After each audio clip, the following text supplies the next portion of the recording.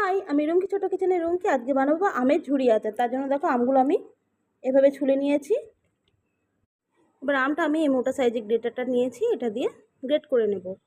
দেখো আমগুলো সব আমি গ্রেট করে নিয়েছি। এবার আমি লবণ মাখিয়ে 10 মিনিট রেখে দেব। এবার আমি ভাজা মশলাটা রেডি করে নেবো। এখানে নিয়েছি শুকনো লঙ্কা, শুকনো লঙ্কাটা একটু ভেজে নেব। লঙ্কাটা একটু ভাজা হয়ে গেছে, এবার দেবো 5 ফোড়ন, সাদা সর্ষে হালকা ভেজে নেব। মশলাটা ভাজা হয়ে গেছে, এবার ঠান্ডা করে আমি গুঁড়ো করে নেব।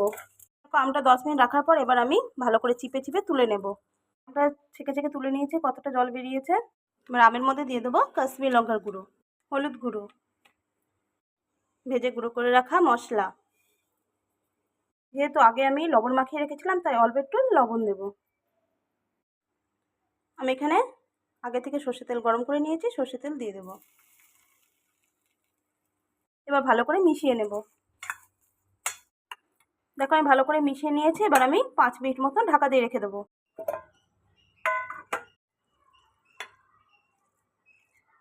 ঝুরি আচারটা হয়ে গেছে, এবার আমি কাঁচের জারে ভরে নেব। ভরে নিয়েছি। আপনারা কিন্তু সপ্তাহে 2 থেকে 3 দিন রোদে দেবেন। রোদে দিলে পুরো বছরটা থেকে যাবে। তো আমার ঝুরি আচারের রেসিপি আপনাদের কেমন লাগলো কমেন্টে জানাবেন। ভালো লাগলে লাইক শেয়ার করবেন, আর পরিবারের নতুন সদস্য হলে সাবস্ক্রাইব করে দেবেন। আজকের জন্য টাটা।